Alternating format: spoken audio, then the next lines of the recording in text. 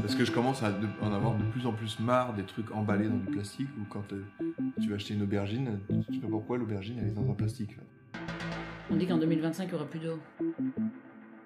Est-ce que t'as vu ce que ça fait un citadin quand tu le mets en pleine nature? Je sens quand même en moi que j'ai une mission à accomplir. Allez, c'est parti.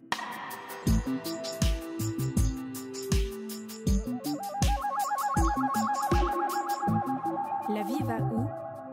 Un podcast proposé par Fanny Blondeau.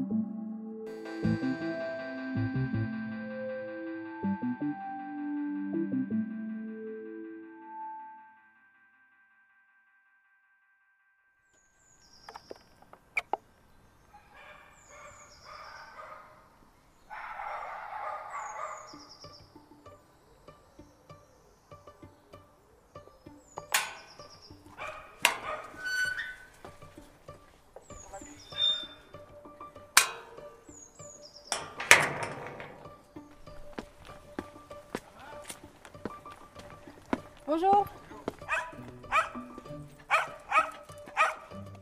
Salut toi. Bonjour.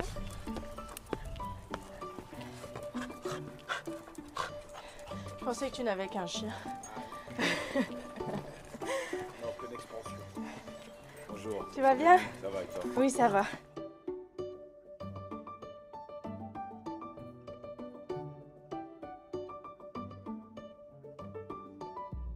Bouli Lanners est un acteur et réalisateur belge, un visage bien connu notamment du paysage liégeois. Ce que vous ne savez peut-être pas, c'est que Bouli est un grand amoureux de la nature. Un homme désireux de transmettre, d'apprendre, et qui, quand on le rencontre la première fois, vous donne la sensation que vous êtes amis depuis longtemps. Un matin d'avril, je l'ai retrouvé chez lui, où il vit avec sa femme Élise et leurs 2 chiens, Gibus et Texas. Je n'ai pas donné rendez-vous à Bouli pour parler de cinéma, mais de son petit paradis de verdure sur les hauteurs de la ville de Liège. Depuis plus de 10 ans, Bouli et Élise travaillent leur jardin, leur potager, et préservent leurs petits bois qu'ils ont achetés pour empêcher les constructions et sauver la nature autour de chez eux et de leurs voisins. Épisode 19, au bois de Bouli.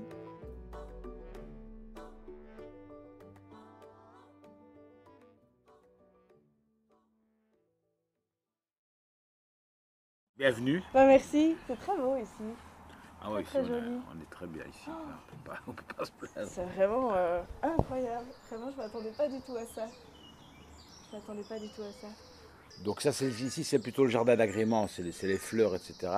Après, au-dessus, on a le jardin aromatique. Bon, il n'y a pas encore grand-chose dedans cette saison-ci. Et puis alors, là, derrière, il y a le potager. Et puis, il y a le verger, là, au-dessus. Et puis alors, j'ai le bois. J'ai tout le bois derrière. Et t'as mis combien de temps à mettre en place tout ça? À partir du moment où on a racheté le bois, en plus racheter un bois, tu dis ouais, enfin après t'as un bois quoi, tu vois, c'est pas, j'ai pas de machine agricole quoi, je suis tout seul quoi, donc après c'était comment répartir quoi, intelligemment le truc, redéfinir ce qui devait être des zones ensoleillées pour pouvoir mettre des légumes. Une fois que j'ai racheté le bois, il a fallu 4 ou 5 ans, mais de manière intense quand même, pour vraiment arriver à restructurer tout le terrain. Parce que j'ai racheté 4 terrains que j'ai annexés aux miens. Donc il faut redéfinir les frontières, parce qu'évidemment, chacun marque la frontière de son terrain avec celui du voisin. Donc c'est là qu'il y a plus de murets, de rembards, de piquets, de trucs de merde et tout. Il faut rééquilibrer les terrains. Et puis après, c'est redéfinir ce qui va. Donc recouper des arbres, parce qu'il y avait un bois là au-dessus, mais qui était un bois d'érable, une sycomore qui avait poussé, qui avait filé. C'était tout défriché, dessouché, pour redégager des terrains, faire des terrasses, et puis replanter une forêt de ce côté-ci. Et donc là au-dessus maintenant, il y a le potager et il y a du soleil. Voilà. Et là on est en train de préparer, la dernière étape c'est faire les citernes d'eau en suffisance, avoir 15 000 litres d'eau. Le seul problème ici c'est qu'il n'y a pas de source. On est sur du schiste et puis sur du grès, donc c'est une colline très stable, mais par contre il n'y a pas eu toute source. Donc je vais faire tout un système de récupération des eaux du toit pour avoir 15 000 litres, et ça c'est les travaux qu'on est en train de terminer. C'est les derniers travaux qui me permettront du coup d'arroser le potager Et puis je mettrai toute une rangée de panneaux solaires une fois que la serre sera faite, parce qu'il y a une serre aussi, il y a poulailler qui vont venir. Et surtout, je ne reverse pas je rebalance pas mon électricité dans le circuit pour me le racheter après, parce que c'est ces transferts d'énergie qui sont complètement cons et qui sont aussi énergivores.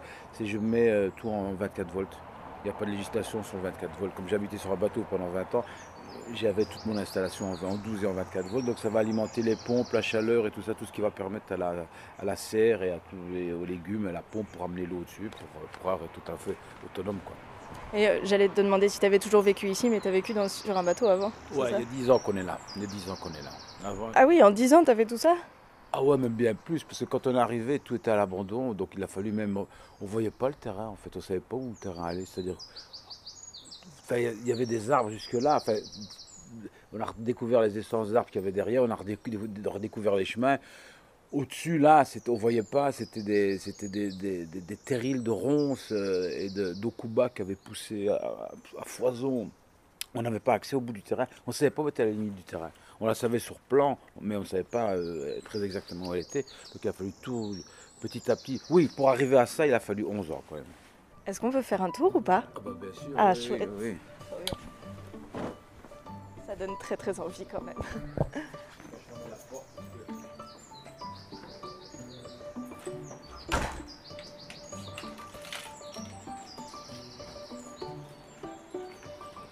Allez les gars.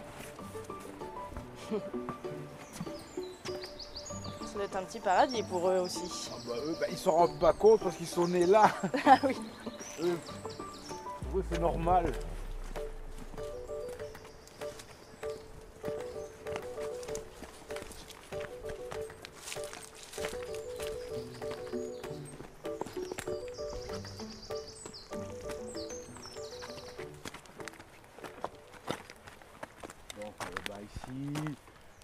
Ici on a le verger maintenant, j'ai dû recouper tous les arbres des voisins qui revenaient devant, c'était sombre, il n'y avait pas du tout de lumière ici. Donc Et t'as tout fait tout seul? avec ma femme, on fait tout à deux. Là on est en train de replanter, tout ça c'est des plantes aromatiques, là aussi. Ça c'est des fruitiers que j'ai mis il y a 3 ans, qui vont commencer à donner cette année. Les fraisiers, tout ça c'est des plantes aromatiques. Ça on les fait en nature. Là je fais mon bois, chaque fois qu'il y a un arbre qui tombe, Ah oui, ok. il y en a régulièrement, donc je fais mon bois moi-même. Ma cabane de jardin. The best place to be. Ah, tu peux y passer des heures là-dedans. Ah bah ici, c'est le grand bonheur, c'est fin de journée. Et j'ai mon petit bar à whisky. Oui. Ah oui. Parce qu'il faut quand même... Le soir ici, c'est le meilleur endroit du monde. Une petite vue sur Liège. Une petite vue sur Liège, tu vois ton jardin, tu te sens protégé parce que tu as les cabanes. Oui, c'est vrai. C'est vrai qu'on se sent un peu à l'abri de tout. Hein. Ici, vraiment c'est la meilleure place du monde, je crois. Chaque fois, je me dis, putain que c'est beau, quoi. Et tous les arbres là-bas font partie de mon petit bois. Tu vois, tous les grands. Donc, comme j'ai redégagé là-bas, maintenant on a une vue parce qu'il y avait... tout s'arrêtait là, quoi. Tu vois, où il y a le potager, c'était plus chez moi, c'était des érables qui avaient filé et tout. Donc c'est vraiment, on a tout redégagé. Mais dessoucher un bois, je peux dire que... J'ose même pas imaginer. Ouais, c'est vraiment... je comprends que les mecs... mes grands-parents, ça, quand ils parlaient de ça, c'était... ils faisaient avec des chevaux, hein, mais moi, j'ai rien, quoi. T'as tes bras, c'est déjà pas mal. Ouais, mais ça suffit pas toujours, tu sais. Donc ça, ici, c'est tout un verger, mais avec des fruits traditionnels, des pommes, des poires, et des prunes et des mirabelles. Et puis là, au-dessus, j'ai mis des figuiers, des essences plus exotiques, figuiers, abricots, kakis et pêche. Parce qu'ici, on a le soleil plein sud. Tu vois, là, il y avait des charmes. Je les ai retaillés, j'en ai refait des haies pour faire des bocages. Je vais remettre des haies partout. Parce que on a beaucoup de vent d'est pour le moment, ce qu'on n'avait pas avant. Ici, on est plein sud. Ce qui fait que le bois fait un piège à chaleur. Et donc, ici, il fait très très chaud. Dès qu'il y a un peu de soleil, ici, il fait, mais, je sais pas moi, 10 degrés de plus que là-bas.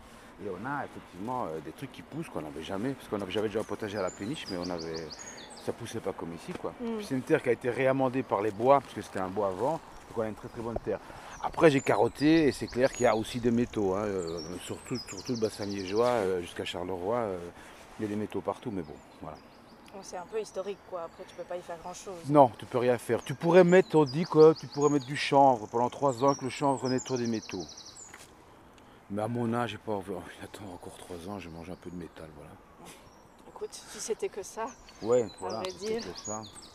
Ici, il y avait un bois. Puis il a fallu remonter toutes les terres, tous les piquets, tout seul. Et d'abord dessoucher, ça c'est toutes les souches du bois. Les enlever, les arracher, les porter, fais-toi la baramine, tu vois. Ça c'était dur. Parce que toi j'ai encore 2 souches là-bas qui vont petit à petit crever dans le sol et qui vont réamender le sol. Mais celles-là, j'arrive plus à les enlever, j'ai plus la force. Quoi. bon, elles vont peut-être quand même nourrir la terre. Elles vont de toute façon nourrir la terre. Je veux dire, quand tu as du bois mort dedans, mais tu vois, tout ça, c'était les souches. Je les jette pas, je les brûle pas, ça fait des hôtels à insectes, c'est très bien parce qu'il faut laisser du bois mort dans les bois. Faut pas ramasser tout le bois, il faut surtout laisser du bois mort. Ça permet aussi à plein d'insectes de venir. On a plein d'insectes, notamment on a des lucanes, etc. qui viennent ici. L'été, on est plein de grosses lucanes, alors que même quand j'étais petit, on en voyait très peu. Quoi. Tu vois, les cerfs-volants, ce qu'on appelle Mais il y a des mâles, des femelles, donc à mon avis, ils nichent là-bas. Quoi. Après, tout le bois est à moi, mais je laisse tout en friche. C'est-à-dire là, le bois, il gère tout seul, il n'y a pas besoin de l'homme. Oui. À partir du moment où l'homme intervient, tu es obligé de continuer à intervenir. Si tu le laisses, si tu fous la forêt, elle n'a pas besoin de nous, tu vois, elle se démarre très bien. Et donc, c'est très sombre parce qu'il y a plein de buis, il y a plein de houx, il y a plein d'érables qui font des grosses feuilles, donc ils font une canopée très très dense. Et donc, on a plein de chauves-souris, des pipistrelles. Et je me demandais toujours, elles nichaient. En fait, elles nichent la journée dans le bois, parce qu'il est sombre assez. Personne passe par là. Le bois, il est à Non, l'état je sauvage. tire à vue. Non, le bois est à l'état sauvage, mais avec mes voisins de l'autre côté, on a décidé de laisser ouvert pour pouvoir laisser la libre circulation aux animaux, quoi, parce qu'on a beaucoup de renards ici.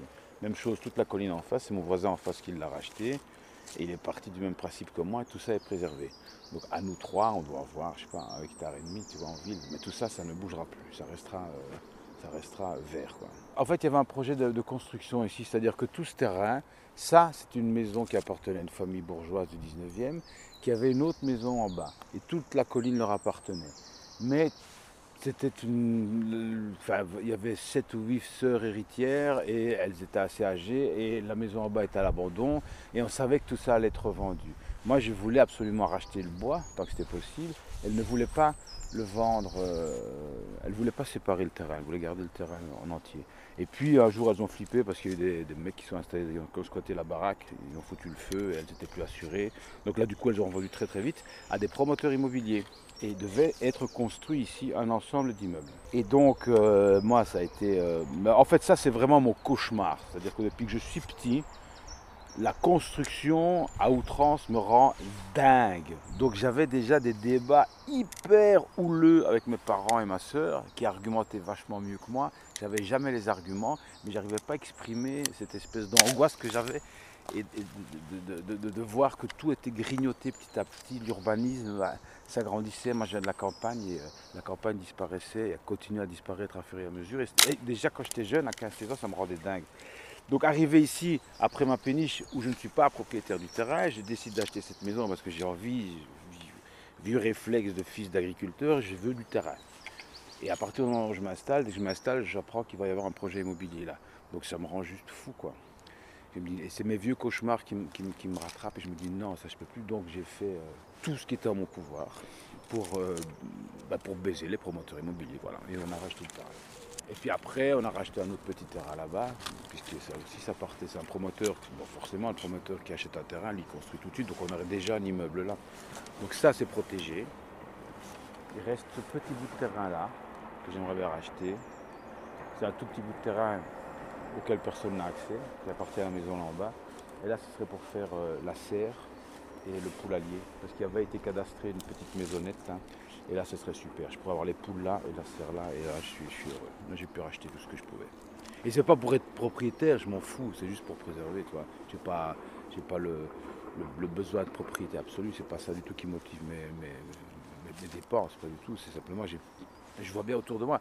Chaque mètre carré qui était non défini est redéfini par un nouveau plan de secteur et puis va être construit. Donc, comme on est près de la gare, que c'est un quartier qui va prendre son essor parce qu'ils sont en train de refaire tout le Val-Benoît, que le tram va passer, etc.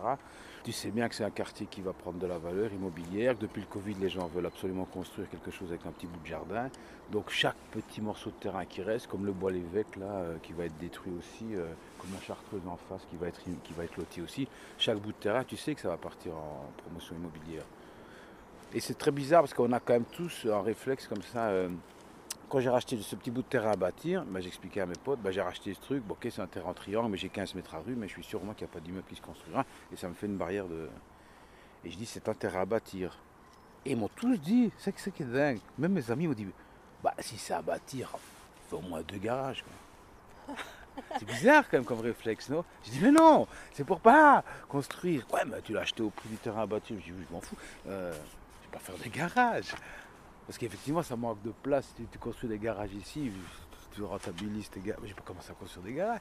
C'est bizarre, tu vois. Je leur explique que j'ai acheté le truc pour regarder les arbres. C'est pas des arbres exceptionnels, en plus, là, c'est juste des érables aussi. Mais c'est quand même une couverture végétale et ça fait... Moi, ça me protège du reste, quoi. Puis on a des écureuils qui passent d'arbre en arbre. Et si ces arbres avaient été coupés, on coupe le trajet des écureuils. Ah mais tout le monde ne pense pas à ça, tu sais. Ben non, mais nous on les voit tous les matins, ces écureuils, tu vois, c'est nos potes, quoi. Tous les matins, je vois un couple d'écureuils qui passent depuis 10 ans. C'est peut-être pas les mêmes, mais en tout cas, il y en a. Et je vois le trajet qu'ils font. Et je me dis toujours, mais si on coupe les arbres là, après il n'y a plus.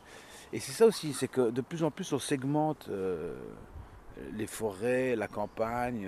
Moi j'ai tourné là sur le film, sur la série Hippocrate, je voulais être logé dans un camping, c'était dans le 7-7, donc après la banlieue de Paris, et j'étais dans une zone que je ne connaissais pas, c'est une zone qui n'est pas encore définie, c'est-à-dire que tu as Paris, puis tu as la banlieue qui a une identité de banlieue très forte, hein, aujourd'hui avec une culture de banlieue, un dress code de banlieue, un langage de banlieue, et une identité de banlieue affirmée, et puis après tu as une zone tampon, qui n'a pas de nom, c'est plus la campagne, parce qu'il y a des grands projets immobiliers à venir, ça va être l'extension de Paris, et là vivent pas mal de gitans et pas mal de gens en marge de tout. Et tu te retrouves, parce que je faisais beaucoup de rando avec les chiens, tu te retrouves dans des endroits où c'est de la friche, parce qu'il n'y a plus de fermiers, et c'est segmenté par l'extension du RER, une nouvelle ligne de TGV, donc des trucs que l'homme n'est pas censé traverser. Tu ne traverses pas une ligne TGV à pied, tu ne traverses pas une autoroute à pied, c'est pas fait pour ça. C'est une vraie frontière, c'est-à-dire que c'est un fleuve avec des crocodiles dedans, tu ne peux pas traverser ce truc-là. Et donc tu te retrouves à te balader dans des grandes régions, de plusieurs kilomètres carrés parfois, avec des vergers en friche, des champs en friche, la nature qui est là, et c'est totalement segmenté, donc les animaux sont un peu prisonniers de ce truc-là. Et là vivent aussi pas mal de gens qui sont complètement en marge, qui vivent dans les caravanes, au milieu des bois, où il n'y a pas d'eau, pas d'électricité et tout. Et tu as vraiment une société un peu en marche dans ce périmètre qui est entre la campagne un peu bourgeoise au large de Paris et la banlieue. C'est cette espèce de zone tampon, c'est très étrange. Et ici aussi, on segmente de plus en plus toute la nature, et c'est important de pouvoir laisser des couloirs de verdure. Tu vois, par exemple, les renards qui passent, parce qu'on a plein de renards, ils viennent d'en face, ils traversent le bois, ils viennent ici, ils retraversent de l'autre côté, ils continuent, ils ont tout un chemin à pouvoir faire. Puis ils savent maintenant, hein. Ah ça ils savent, parce qu'il y en a, putain. Tu les vois souvent? Tout le temps, tous les jours. Eux, ça les rend dingue, parce qu'ils adorent les courser. Mais ça reste du jeu, parce que les renards s'en foutent, ils passent la clôture, et puis une fois qu'ils sont de l'autre côté de la clôture, là, tu vois, là, elle les sent, là. Hein, cocotte, tu sens les renards? Hein? Ouais. Et tu as toujours vécu à Liège? Non, moi je viens de la campagne, je viens de la Calamine, donc mes parents sont ardennais, c'est des agriculteurs ardennais, et puis ils ont émigré à la Calamine, donc à la frontière allemande, enfin aux 3 frontières, Allemagne, Hollande. Mon père était douanier et ma mère était ouvrière saisonnière en Allemagne. Donc ma mère passait tous les jours à la frontière en voyant mon père travailler. Et donc la conscience de la nature et tout ce que tu as appris là, parce que quand même... peut-être que toi ça te paraît évident de connaître, je sais pas, les fruits, les légumes, les plantes, les arbres, mais j'ai l'impression que ça se perd tellement. Mais c'est quelque chose que tu as appris en faisant ici, ou c'est depuis que tu es petit? Quand j'étais petit, mes parents qui avaient été agriculteurs, connaissaient, et ma grand-mère, enfin tous mes oncles et tout ça étaient tous agriculteurs, travaillaient toujours les petits potagers. Donc ma mère a toujours son potager, elle a 85 ans, j'ai été retourner le potager de ma mère hier, on a reporté des patates. Elle l'a toujours, elle a besoin de ça. Donc je faisais les trucs quand j'étais petit, mais ça ne m'intéresse pas. Ça, quand tu as 15 ans, tu n'as pas envie de bosser dans un potager. Donc j'ai eu un potager à la péniche. Et c'est là que j'ai commencé à réapprendre vraiment le B à bas, parce que j'avais tout perdu. C'est-à-dire qu'en une génération, si tu ne fais pas gaffe, tu perds tout le savoir. Et là maintenant, il y a 20 ans qu'on jardine. Ici, maintenant qu'on a les 10 parcelles, qu'on fait des vraies rotations, et c'est plus conséquent le travail et le rendement qu'on a ici que ce qu'on avait à la péniche. C'était plus vraiment pour essayer les trucs. Ici, avec mon épouse, oui, on est... ce matin, elle m'a réveillé. Premier truc qu'on a fait, on avait réunion dans le jardin pour savoir qu'est-ce qu'on allait mettre. Parce que là, c'est des... T'as les épinards, mais derrière, c'est de la doucette qui monte en fleurs. Donc on va l'arracher maintenant. On va récupérer les graines, mais qu'est-ce qu'on met là en sachant qu'après il y aura ça là, qu'il y a des légumes qui ne vont pas. C'est-à-dire qu'il y a un tel savoir que tu dois tout le temps apprendre. Il y a tellement de combinaisons possibles entre les légumes. Il y a des légumes qui n'aiment pas des légumes, il y a des légumes qui pompent beaucoup d'une certaine énergie, puis il y en a d'autres qui redonnent des choses. Donc tu sais aussi qu'après ces légumes-là, c'est mieux de mettre ceux-là. Il y a des légumes qui apportent de l'azote, il y en a qui en retirent. Donc il faut essayer chaque fois de bien équilibrer la chose. Et ça, il y a tellement de possibilités que j'ai l'impression que c'est sans fin, quoi. Et donc tous les jours, avec Élise, on est dans le potager. On a chacun plus nos compétences. Elle est super balèze dans tout ce qui est plantes aromatiques, plantes médicinales, etc. Moi, j'ai plus de mal à les repérer. Mais j'essaye, donc je continue à... Et puis moi, je fais les autres trucs. Je fais le gros œuvre, et puis je fais les fruits, les arbres, et je fais les légumes qui ne sont pas les légumes les plus fins. Elle aime bien faire les carottes, les betteraves blanches, tout ça, parce qu'il faut éclaircir. Éclaircir, ça me saoule toujours un peu. Donc voilà. Donc il y a des trucs qu'on adore dans le jardin, il y a des trucs qu'on aime moins faire, mais qui doivent être faits. Donc c'est un travail continu. Et puis alors maintenant aussi, on adapte les cycles lunaires. On fait en fonction de la lune, et on a essayé plusieurs fois les mêmes légumes au même endroit, la même variété de patates par exemple, à 2 moments différents, un vraiment en fonction de la lune et l'autre pas, et le rendement était carrément du simple au double. Ah ouais. Donc c'est vraiment pas de la couille, quoi. Donc c'est vrai, c'est pas de la magie, hein. C'est juste la hauteur. Donc les gens confondent souvent pleine lune et lune montante et descendante. En fait, c'est 2 cycles différents. La lune qui influence les légumes, c'est la hauteur de la lune dans le ciel. C'est quand la lune est haute ou basse, qu'elle soit pleine ou pas. On peut avoir une pleine lune basse, et quand la lune est croissante, elle peut être décroissante et montante. Tu vois, mais souvent les gens confondent. Mais ouais, moi j'ai des potes de l'épine, il fait ses patates aussi, Benoît de l'épine, et il me dit il faut que je plante mes patates, c'est trop tard parce que demain c'est la pleine lune. Mais je dis non, ça n'a rien à voir, continue, c'est 14-15, c'était les bonnes dates pour planter les patates, parce que la lune était montante. C'est drôle. Enfin, c'est drôle. Ça s'apprend. Ça s'apprend, mais même moi aussi, au début je confondais les deux, tu vois, il y a que 2 ans que j'ai capté le truc, je dis ah ouais d'accord, ça n'a rien à voir en fait. Parce que je ne comprenais pas, je dis putain, mais enfin elle est descendante, et puis elle est montante, et puis elle est décroissante, je ne comprenais pas. Donc ça, personne ne nous l'apprend, donc il faut... Et ce qui chagrine un peu, c'est que maintenant qu'on commence à avoir un certain savoir, c'est qu'il n'y a personne pour prendre le relais. On n'a pas d'enfant, et mes neveux, mes nièces ne s'intéressent pas du tout à ça. Et je me dis, mais merde, qu'est-ce qu'on va faire avec tout ça, quoi. Il serait bien que quelqu'un puisse prendre le relais, ou puisse, moi j'ai envie de transmettre au moins le peu qu'on sait. Parce que je pense que ça va être important de pouvoir faire ça. Je pense que les années qui viennent vont être difficiles, et il n'y a rien à faire. Travailler la terre et travailler avec les cycles des saisons et travailler la nature te fait rendre compte de l'importance d'une courgette, du travail que ça a nécessité, et puis aussi de savoir qu'il y a des légumes de saison, clairement. Donc les gens oublient parfois. Des gens viennent en mois de février et me demandent alors qu'est-ce que tu as pour le moment. Je dis pour le moment je n'ai rien, on est en février. Oui. Mais il me reste un peu des bêtes, voilà, c'est tout. Je viens juste de porter mes oignons, c'est tout, en février. Mais on a quand même plein de légumes d'hiver. Et la prochaine étape qu'on a commencé à faire, mais qu'on va rendre plus efficace, c'est la conservation des légumes sans que ça ne nécessite d'énergie. Ah ok, et comment tu ferais ça?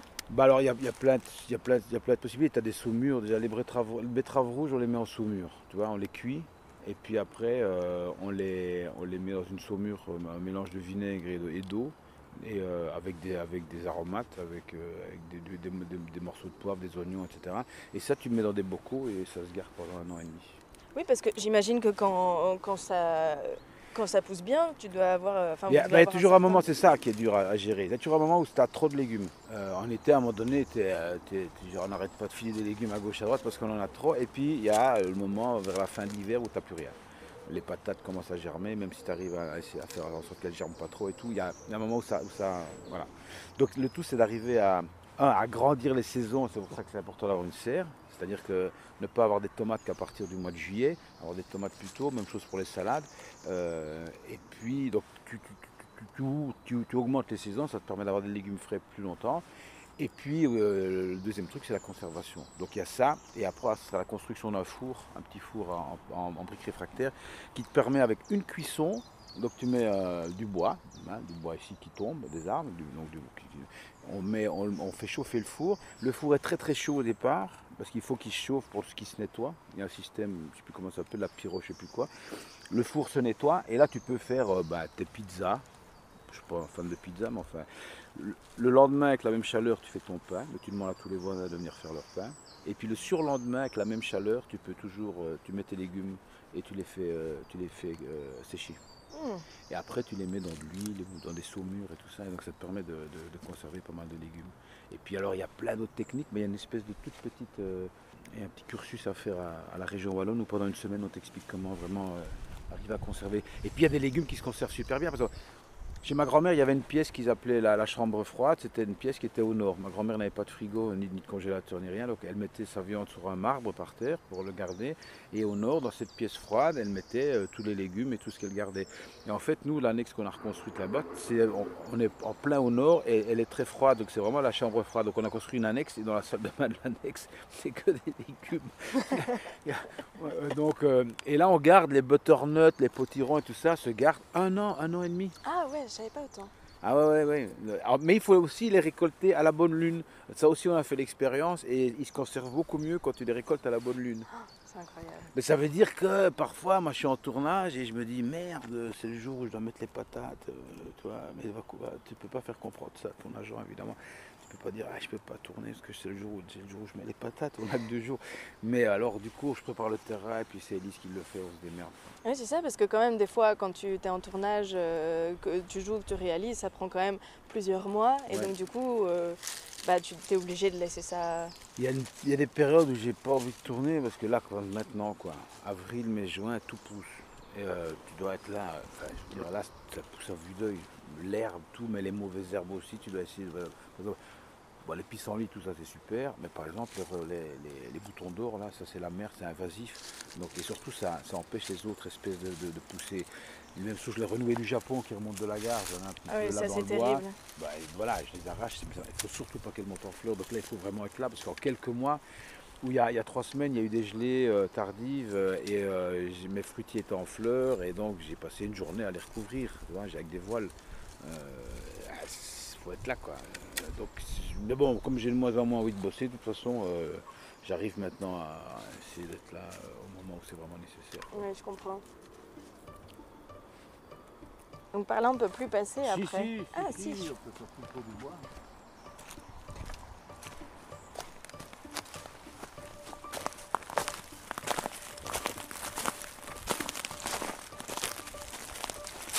Le petit banc ici aussi est sympa.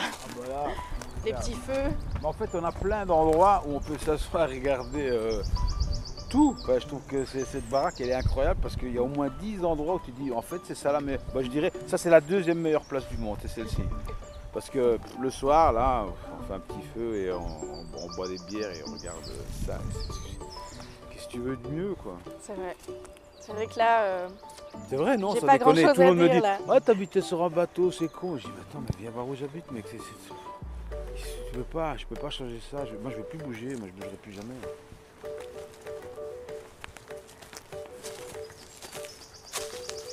Ça, c'est le 3e meilleur endroit du monde.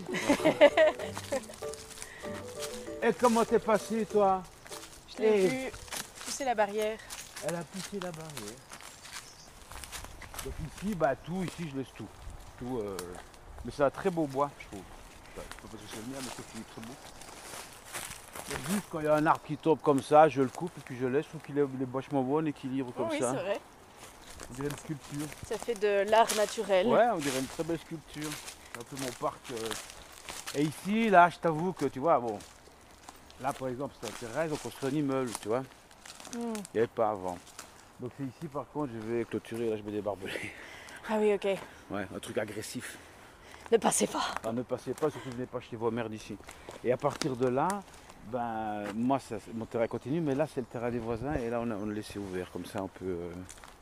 Et tu vois, il y avait des chemins, c'était un bois qui était... Mais oui, c'est ça que j'allais te demander, si c'était naturel, ce chemin-là. Je pense que, d'après les renseignements qu'on a eus auprès des sœurs qui nous ont vendu le terrain, c'est que c'était vraiment une maison de maître, une famille très riche, et ils avaient dessiné une espèce de parc au 19e siècle. La maison qui est au-dessus est une maison qui est construite avec... C'est un ancien relais de chasse. Ceci, c'était la fin du bois d'Avroy, donc c'était l'endroit où venaient chasser les princes évêques initialement, mais aussi les gens fortunés. Et la maison qui est là, elle a été refaite au 19e avec tous les modules de la cathédrale Saint-Lambert, et ce, y compris l'intérieur.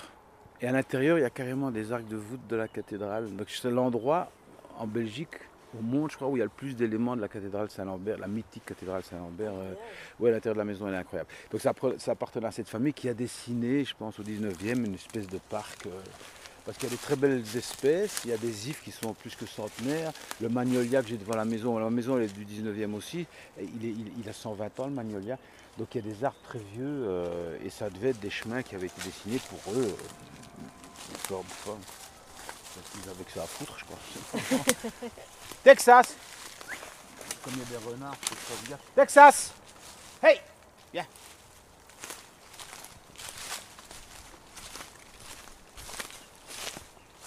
Et alors quand je suis arrivé, il y avait évidemment plein de mecs qui squattaient dans les bois. Il m'a fallu des semaines et des semaines pour vider toutes les merdes qui avaient été déposées ici.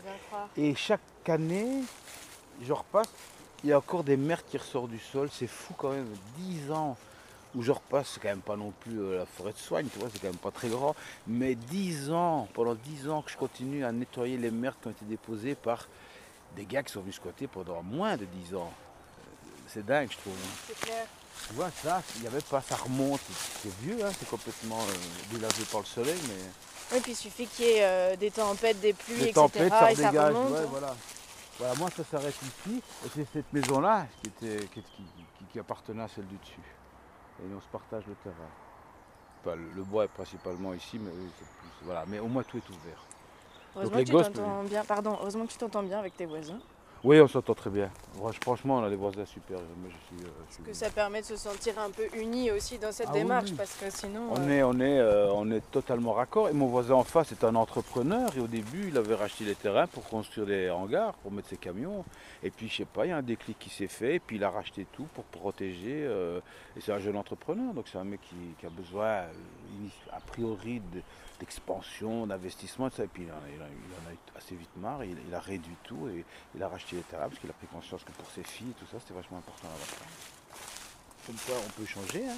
Ça fait du bien de savoir ça aussi. Ben ouais, c'est bien, c'est rare comme profil d'avoir un jeune entrepreneur donc qui construit quand même des maisons, qui rénove et tout ça, qui a des ouvriers et tout, et qui décide d'acheter des terrains non plus pour mettre ses hangars et ses camions, mais pour protéger pour ses filles.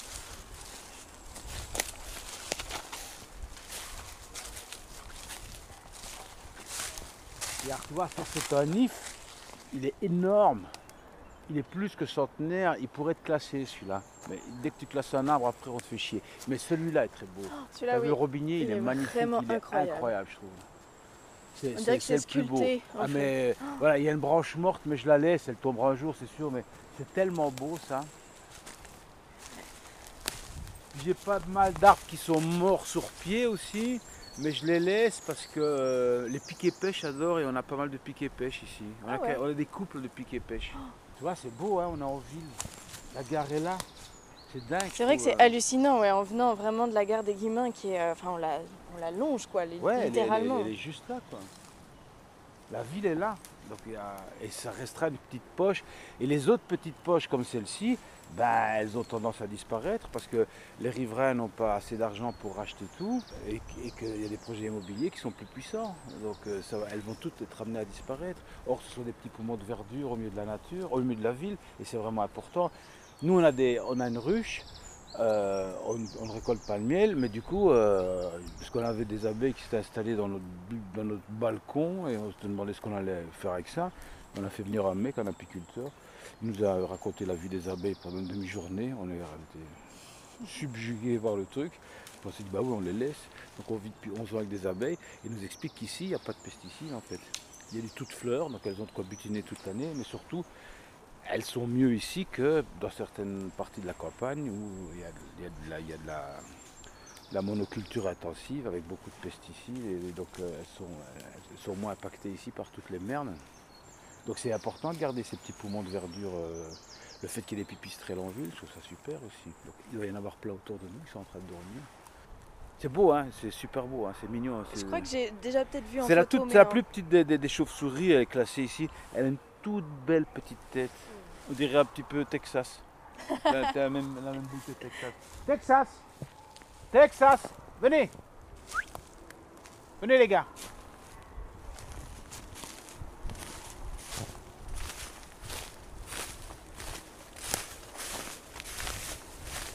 Et ça, acheter un bois et en sachant que celui-là ne sera pas détruit, ça c'est un vieux rêve d'enfant. J'aurais au moins réussi ça dans ma vie, j'aurais acheté un petit bois et celui-là il ne disparaîtra jamais.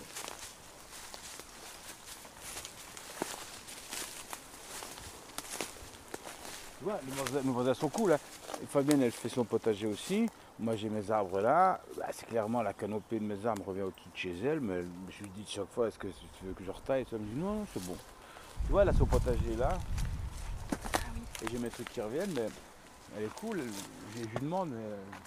Mais... Ça doit lui plaire hein, quand même dans le décor. Bah, elle est contente de voir que, ah ouais, que tout ça. Bah, elle avait aussi un immeuble dans le fond de son jardin normalement.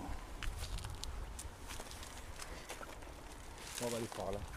Ça va si c'est la partie plus sauvage? Oui, pas de souci. Viens Texas.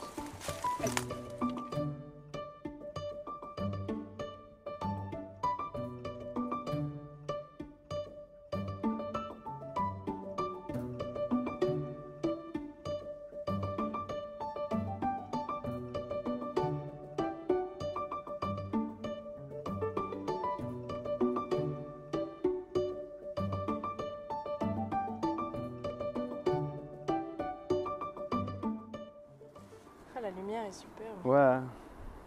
Tu vois, et moi j'adore maintenant, c'est que d'avoir aussi élargi un peu le terrain et d'avoir dégagé, ben on a des points de vue. Oui, c'est vrai que c'est... Parfois on est dans le jardin avec ma femme, on se voit pas.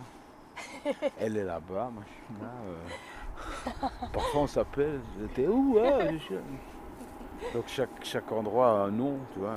Ah oui. Je suis près de ça, je suis là. Tu vois, ici, dès qu'il y a un peu de soleil, t'as vu comme ça chaud? Oui, c'est vrai que c'est... Et on m'a expliqué, donc c'est ça qui fait piège à chaleur. Donc c'est en fait, la chaleur monte et puis les arbres retiennent la chaleur. Donc c'est vraiment super pour le potager. Et sur les vieilles cartes, comme il y a une chapelle du XVIe siècle ici au-dessus dans la rue, la chapelle Saint-Maur, la rue a été cartographiée par Marie-Thérèse d'Autriche. Donc quand elle a cartographié tout son territoire. C'est comment ces cartes encore?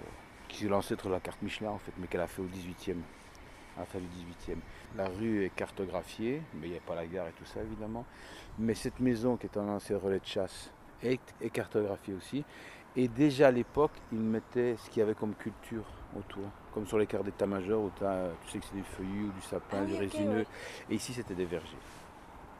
Donc je sais que c'est une bonne terre et que c'est un bon ensoleillement pour les vergers et donc aussi pour les légumes. Quoi. C'est pour ça que j'ai remis des fruitiers là-bas. Je me suis dit, originellement il y avait des vergers ici. A priori, ils seront bien, quoi. Bah, ils vont bien, là. En 3 ans, ils vont super bien, parce que c'est fragile, hein, les fruitiers. Mais surtout au début, là, maintenant, ils sont bien partis. Et avec les inondations de l'été dernier, ici, t'as pas eu du tout... Non, rien du tout. Non, nous, on est en hauteur, donc nous, on risque rien. Par contre, là, en bas, Angleur, où il y a les 2 cheminées, là, c'est là que j'avais ma péniche. Là, c'était la catastrophe. Ouais. Là, c'était absolument atroce. Moi, j'étais bénévole sur toute Élise aussi, on avait fait à la chapelle, justement, à la chapelle Saint-Maur, on avait fait un centre de tri qui tournait hyper bien, qui était géré par toutes les femmes du quartier. Tous les soirs, on faisait un convoi de camions. Et toute la vallée de la Veste, moi, j'y étais tous les jours, parce que j'ai de la famille qui habite là, et puis j'avais tous mes amis Angleurs, tous mes anciens voisins et tout. Et là, la vallée de la Veuse, c'était vraiment, c'était horrible. Vraiment horrible. Ça m'a quand même bien impacté ce truc-là. Ah ouais, c'était pas rien, hein, je comprends. Ouais, on a vu des trucs bien trash quand même. Hein. Et ici maintenant, ce qu'il faut faire, c'est stocker de l'eau. Voilà. Oui, c'est ça, tu me disais Ouais. ça au début. Donc là, je vais refaire tout un système de descente d'eau. Je vais le redessiner. On va refaire. Ça devait être des toits de verdure. Mais ça marche pas. D'accord. Pour les toits de verdure, je crois que de manière générale, c'est quand même souvent de la couille. Franchement, les mecs sont venus et ils savaient faire les toits, mais tu posais 3 questions en botanique et ils connaissaient pas.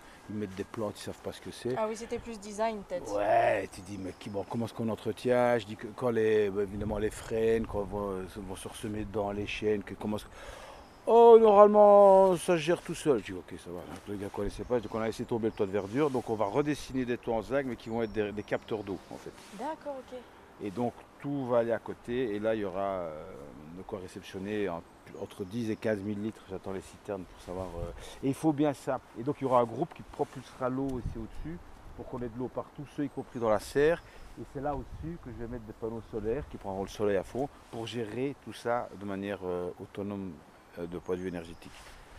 Donc ça chauffera la serre si c'est nécessaire, mais avec uniquement des panneaux et de l'électricité fabriquée dans le jardin et avec de l'eau de pluie qui est ramenée là. Mais on a eu 2 années de sécheresse, pas l'année passée mais les 2 années avant. 2 années de sécheresse, j'ai flagué plein d'arbres qui sont Ah oui, oui. Et si tu n'arroses pas, mais tu ne peux pas arroser tout le temps avec de l'eau qui est passée dans les stations d'épuration, c'est pas possible. Quoi. Donc ça c'est le dernier truc et puis après on arrête. Ouais. On fait Après, mais bon, on il a profite fallu de l'endroit. 10 ans, ouais, bon, on en profite à mort hein, déjà. Je veux dire, tu as vu, travailler dans le jardin, ici, on peut pas dire que c'est pas une corvée, Non, ça a l'air génial, ouais. c'est un vrai plaisir. Tu regardes les beaux arbres qu'on a, ceux-là, là, il y a un magnifique cèdre là derrière. Chez le voisin, là. Il y a plein de nuances de vert aussi. C'est beau. Chaque arbre que j'ai enlevé là, c'était que des érables, j'ai planté plein de trucs là-bas, mais j'ai mis des espèces différentes aussi. J'ai remis des chênes qui ne sont pas des chênes d'ici, aussi des espèces d'arbres qui vont mieux accuser le coup des différences de chaleur. Par exemple, le hêtre qui est là, tu vois, il est vieux, hein, il doit avoir 200 ans celui-là, mais il souffre de la chaleur, ça se voit sur l'écorce. D'accord, ok. Parce que les variations de température sont plus fortes et parfois ils souffrent de sécheresse, mais enfin lui il pompe beaucoup quand même, les vieux comme ça qui ont pris la place, qui sont dominants, ils s'en sortent, mais par contre la chaleur ils n'aiment pas. Et là à l'écorce, et c'est là que tu peux te choper des maladies aussi. Donc j'ai mis des essences d'arbres qui normalement s'habitueront au changement de température, parce que je crois qu'il faut aussi préparer les années futures, quoi. Oui, c'est clair. Moi j'ai des rhododendrons là en bas et c'est clair que si j'ai encore 2 sécheresses, ils sont tous cramés, quoi. Ils ont besoin d'eau, ils ont besoin d'humidité. Donc j'ai mis des sophoras, tu vois, ça c'est des arbres japonais, j'ai des chênes qui ne sont pas d'ici, tout ça, donc c'est d'autres variétés. Il faut commencer à transformer un petit peu tout le parc. Et surtout varier, parce que les ormes ont été malades pendant des années. Maintenant, on dit que c'est les frênes qui vont choper une merde là. Alors si tu n'as que des frênes, bah, tu perds tout. Il faut vraiment varier au maximum.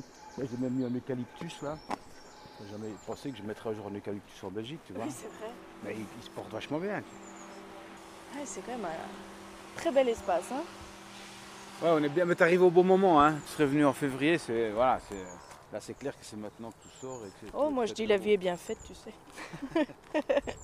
Oh, t'es philosophe. Oui, allez. Ah, c'est Elise qui est revenue, ça.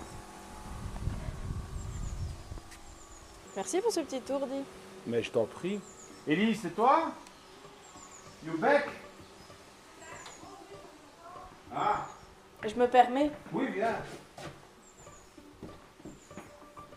Oh, super lumière ici. Ça fait comme une serre. Ah, il y a plein de plantations. C'est génial, j'adore, ça me fascine. Voilà, Elise. Bravo pour ce jardin, hein. Magnifique. Bah, c'est vrai qu'il est beau là. Ah oui, avec cette saison, c'est magnifique. Oui, je pense que même s'il pleut pas, c'est top machine. Ah ouais, c'est génial. Elise, elle va semer maintenant. Semer. Tu vas assister à un truc extrêmement visuel. Oui. Parce que le jardinage, c'est quelque chose qui visuellement est très fort. Et méditatif aussi. Bah, c'est plus méditatif Il que te fort, hein, ça, c'est sûr. Et physique pour préparer la thèse. Tu vois, il y a les petites plantes, les petites herbes qu'on va manger ce soir. Mais ça, c'est Élise, ça. Donc je m'en désolée. Ça va être très visuel, ça. C'est Oui, un podcast, c'est mais je con, veux bien ouais. aller faire un petit tour encore dans le... Toi, si tu je peux. vas te promener où tu veux. Chouette, j'ai très envie.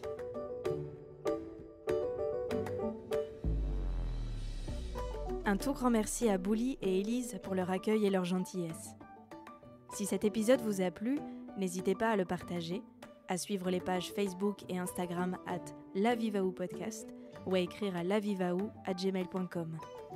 Quant à moi, je vous retrouve le mois prochain pour le dernier épisode de la saison. Alors, à très bientôt.